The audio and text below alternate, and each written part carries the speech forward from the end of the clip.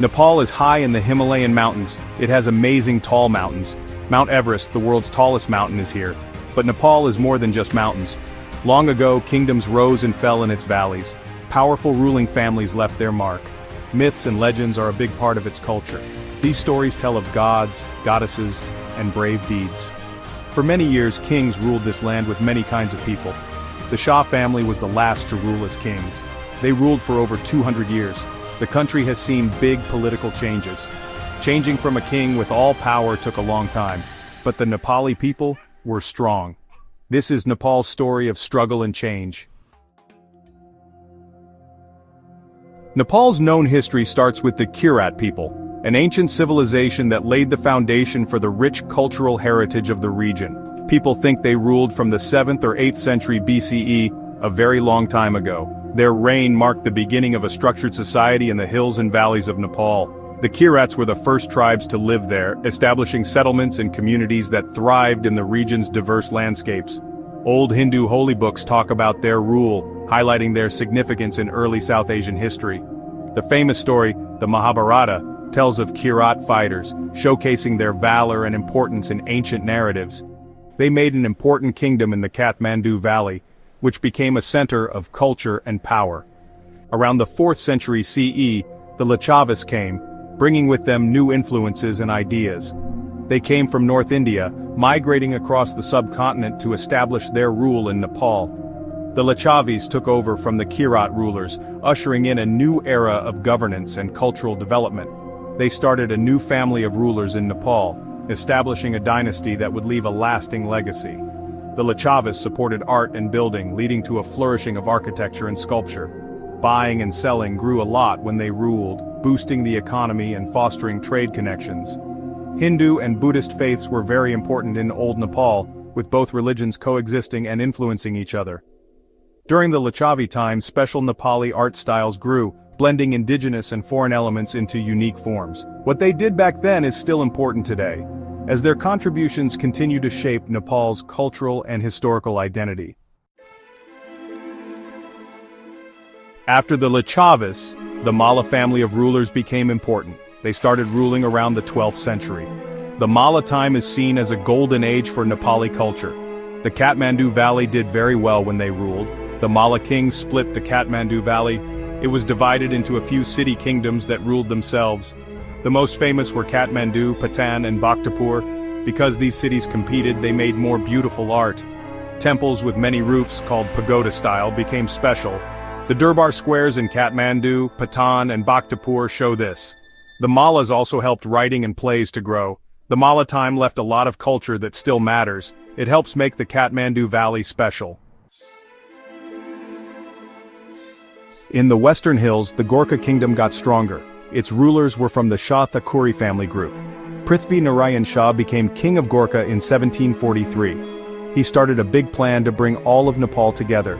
He mainly wanted the rich Kathmandu Valley. He believed Nepal needed to be one country to survive.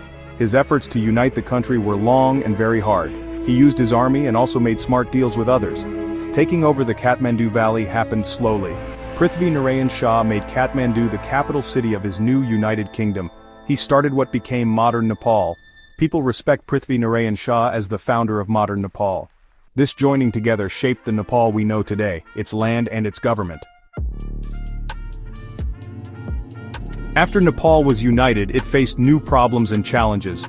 The Shah rulers kept trying to make Nepal bigger and more powerful. This led to fights with countries nearby, causing unrest. The biggest was with the British East India Company. Arguments over borders and trade made things worse. This finally led to the Anglo-Nepalese War. The war lasted from 1814 to 1816. It was a very hard war for Nepal. The Gorkha soldiers fought very bravely, but in the end, Nepal lost the war. The war ended with the Treaty of Sugali in 1816. This agreement greatly affected Nepal. Nepal lost about 1/3 of its land. A British official was also sent to live in Kathmandu.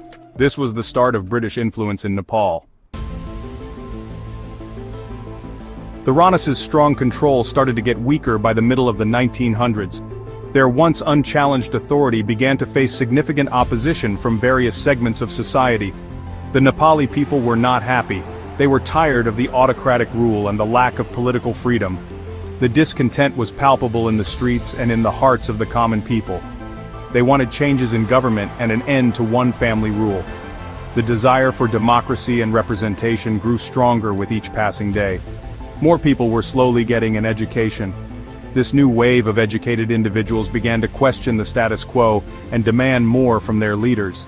Seeing what happened in India, especially India becoming free, inspired many. The successful struggle for independence in a neighboring country served as a powerful example. Political groups started, often in India. These groups were influenced by the Indian independence movement and sought similar changes in Nepal. They wanted to end the Rana system. The call for an end to the autocratic rule became louder and more organized. The Nepali Congress Party became a main group. It played a crucial role in mobilizing the masses and leading the charge for democracy. India became free from Britain in 1947. This monumental event had a ripple effect across the region. This had a big effect on Nepal. The winds of change blowing from India reached Nepal, stirring hopes and aspirations for freedom.